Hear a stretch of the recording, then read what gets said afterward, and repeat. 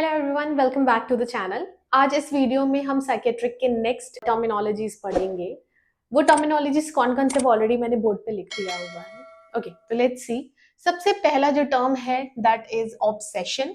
तो इससे पहले वीडियोस में हमने ओसीडी की बात करी थी। OCD is obsessive compulsive disorder. ठीक है, इससे पहले जो टर्मिनोलॉजीज हमने पढ़ी थी उसमें हमने कंपल्शन पढ़ा था। यहाँ अब हम ऑब्सेशन समझने की कोशिश करते हैं।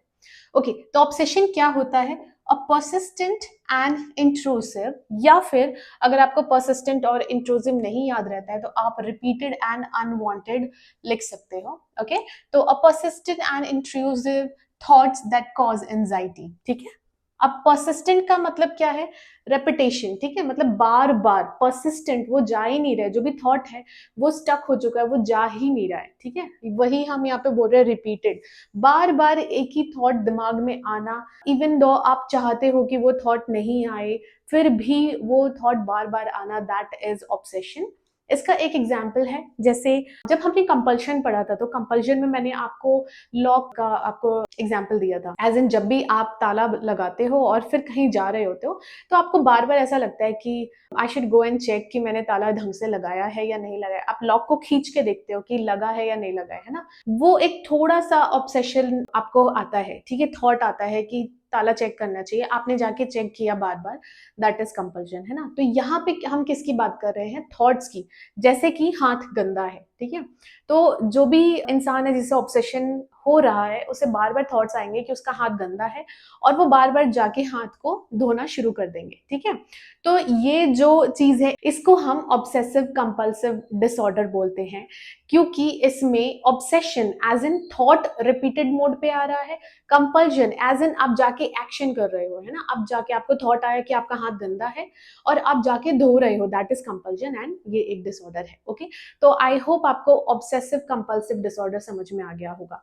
फिर से एक बार बता देती हूँ, ऑब्सेशन थॉट है, बार बार दिमाग में आना कि आपका हाथ गंदा है या फिर आपने ताला ढंग से नहीं लगाया है, आपको चेक करना चाहिए, दैट इज ऑब्सेशन। आप जाके वो काम करते हो, आपने जाके ताला चेक किया या फिर आपने जाके हाथ धोया, that is compulsion.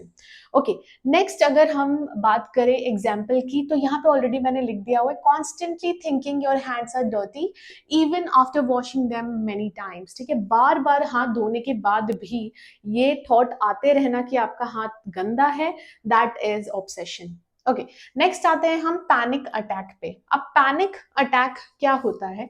A sudden episode of intense fear और डिस्कम्फर्ट विद फिजिकल सिम्टम्स। ठीक है, पैनिक अटैक का मतलब है, सपोज आप बहुत ज्यादा स्ट्रेस्ड हो और आप कुछ सोच रहे हो जिसकी वजह से पैनिक अटैक आ सकता है। मतलब ट्रिगर की जरूरत है, बिना ट्रिगर के पैनिक अटैक नहीं आएगा। कुछ भी आपको ट्रिगर कर रहा है उसके वजह से पैनिक अटैक आता है। पैनिक अटैक है क्या? ये एक सडन एपिसोड है जिसमें जो भी पर्सन है जिसको पैनिक अटैक आ रहा है वो बहुत डिस्कम्फर्ट फील करते हैं, और वो डिस्कम्फर्ट इतना ज्यादा होता है कि कभी कभी उन्हें ऐसा लगता है कि उन्हें सांस नहीं आ रही है, वो प्रॉपरली सांस नहीं ले पा रहे हैं, उन्हें ऐसा लगता है कि वो मर जाएंगे। ठीक है, मतलब इतना एक्सट्रीम लेवल तक पैनिक अटैक हो सकता है। बहुत लोग पैनिक अटैक में फेंट भी हो जाते हैं, वो उस चीज को नहीं हैंडल कर पाते हैं, ब्लैकआउट होना शुरू हो जाता है। तो पैनिक अटैक बेसिकली एक स्ट्रेस या फिर एक एंजाइटी की वजह से जो सडन चेंजेस आ रहे हैं बॉडी में, एक डिस्कम्फर्ट फील होता है, दैट इज पैनिक अटैक। उसकी वजह से फिजिकल सिम्टम्स भी आने शुरू हो जाते हैं। फिजिकल सिम्टम्स एज इन जो हार्ट रेट है वो बहुत इंक्रीज हो जाता है, चेस्ट टाइटनेस फील होता है, ब्लैकआउट कभी कभी फील होता है, और डिस्निया मतलब सांस लेने में भी आपको ऐसा लगेगा कि जैसे प्रॉपरली आपको एयर नहीं मिल रहा है। ठीक है, घुटन सी होने लग जाती है, that is panic attack. Okay, example मैंने आपको ऑलरेडी बता दिया कि suddenly you feel you can't breathe, your heart races और you think you might die. ठीक है, ये इसका सिम्टम है। आप बोल सकते हो कि अगर पैनिक अटैक किसी को आ रहा है तो ये सिम्टम्स है जो वो फील करेंगे। अब इसमें हमें क्या करना चाहिए? अगर किसी को पैनिक अटैक आ रहा है हमारे सामने तो हमें क्या करना चाहिए? ये सारी चीजें हम तब डील करेंगे जब हम पैनिक अटैक इन डेप्थ पढ़ेंगे आगे जाके। यहाँ सिर्फ मैं टर्मिनोलॉजीज पढ़ा रही हूँ और यहाँ मैं आपको ट्रीटमेंट नहीं बताऊंगी। ओके, नेक्स्ट आता है पैलीलेलिया। ठीक है, अब दो वर्ड से हमारे पास, एक है पैलीलेलिया और एक है पैरालेलिया। ये दोनों बहुत सिमिलर हैं तो इनको भी थोड़ा ध्यान से पढ़ना। पैलीलेलिया। ओके, पैलीलेलिया का मतलब क्या होता है? रिपीटिंग योर ओन वर्ड्स और फ्रेजेस ओवर एंड ओवर, मतलब खुद की ही बातों को बार बार रिपीट करना इज पैलीलेलिया। ठीक है, जैसे कोई बोल रहा है I want water, water water water water, आप उसे वाटर दे भी दोगे तो भी वो मल्टीपल टाइम्स बोलता रहेगा। ठीक है, दैट इज पैलीलेलिया। ओके, ये हो गया पैलीलेलिया। अब पैरालेलिया क्या होता है? It is a speech disorder characterized by the abnormal production of sound. ठीक है, मतलब ये क्या है? एक स्पीच डिसऑर्डर है। पैरालेलिया क्या है? एक स्पीच डिसऑर्डर है। इसमें क्या होता है, आप कोई वर्ड बोल रहे हो और उसका जो प्रोडक्शन ऑफ साउंड है वो थोड़ा डिफरेंट आता है। जैसे कि यहाँ पे मैंने एग्जांपल दिया है, mispronunciation as saying wabbit for rabbit, मतलब कोई रैबिट बोलना चाहता है लेकिन उसके जगह वो वैबिट बोल रहा है, दैट इज पैरालेलिया। ठीक है, जैसे सपोज कोई पेन बोल रहा है, पेन की जगह टेन बोल दे। टेन एज एन, ऐसा कुछ नहीं है कि उसका मतलब कुछ होना चाहिए, वो बस एक पर्टिकुलर साउंड प्रोनाउंस नहीं कर पा रहे हैं ढंग से, दैट इज पैरालेलिया। ओके, लास्ट आता है हमारे पास पीडोफीलिया। अब पीडोफीलिया क्या होता है?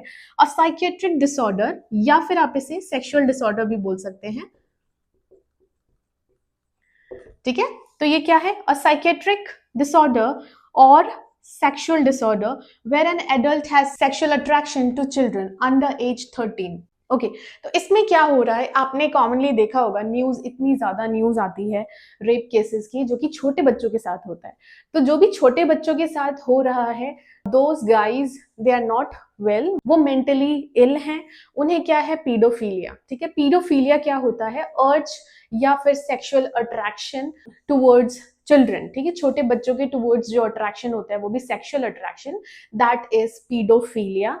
This is a serious crime, और अगर किसी को भी ऐसा है या कोई भी है जिसे खुद को पता है कि हाँ they are getting attracted to children, तो उन्हें बहुत जल्द ही एक थेरेपिस्ट या फिर साइकेट्रिस्ट से मिलना चाहिए। उन्हें बात करनी चाहिए कि उन्हें ऐसा फील हो रहा है एंड उन्हें अपना ट्रीटमेंट स्टार्ट करवाना चाहिए, अदरवाइज ये फिर एक क्राइम में कन्वर्ट होने में टाइम नहीं लगता है। ओके, तो इसीलिए यहाँ पे लिखा भी हुआ है this is a serious and criminal issue, ये क्रिमिनल इशू भी है। It requires urgent professional and legal attention. ठीक है, प्रोफेशनल एज इन साइकेट्रिस्ट या फिर थेरेपिस्ट को जाके आप बता सकते हैं। लीगल अटेंशन एज इन, ये एक क्राइम है, इस चीज को आगे नहीं बढ़ाने के लिए लीगल एक्शंस भी लिए जाते हैं, लीगल अटेंशंस, इसके लिए लॉ, स्ट्रिक्ट लॉज होने चाहिए, बहुत सारी चीजें इसके लिए चाहिए, वही यहाँ पे लिखा हुआ है। ओके, तो आई होप आज के टर्मिनोलॉजीज आपको क्लियर होंगे। फर्स्ट था ऑब्सेशन, सेकंड है पैनिक अटैक, थर्ड है पैलीलेलिया, फोर्थ है पैरालेलिया एंड फिफ्थ है पीडोफीलिया। ये दोनों बहुत सिमिलर हैं, तो इन दोनों को थोड़ा ध्यान से आप समझना। ओके, आई होप आपको आज की टर्मिनोलॉजी समझ में आई हो। अगर ये वीडियो अच्छी लगी तो वीडियो को लाइक करें, चैनल को सब्सक्राइब करें, और कोई भी डाउट या फिर रिकमेंडेशन है तो आप मुझे कमेंट सेक्शन में बता सकते हैं। Thank you so much for watching.